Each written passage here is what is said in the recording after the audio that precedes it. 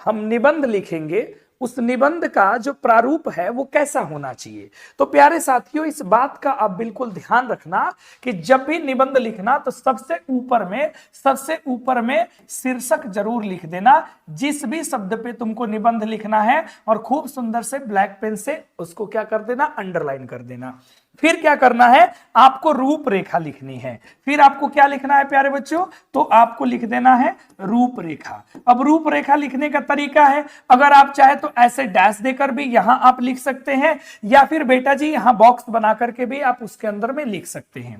अब रूपरेखा में सबसे पहले आप क्या लिखते हैं, तो सबसे पहले आप लिखते हैं प्रस्तावना को, है ना। उसके बाद में आप क्या लिखते हैं, अगर समस्या से संबंधित है तो आप क्या लिख सकते हैं, चलिए उस समस्या के अलग अलग रूप जो होते हैं तो आप लिख सकते हैं उसके विविध रूप हैं, है ना। उस समस्या के क्या कारण है बेटा, कारण के साथ साथ क्या प्रभाव है आप ये भी बता सकते हैं। इसके बाद आप बता सकते हैं कि उसके उपाय क्या है, उसके उपाय या फिर निवारण क्या है, और अंतिम बिंदु में आप रखेंगे जिसको हम लोग कहते हैं उपसंहार।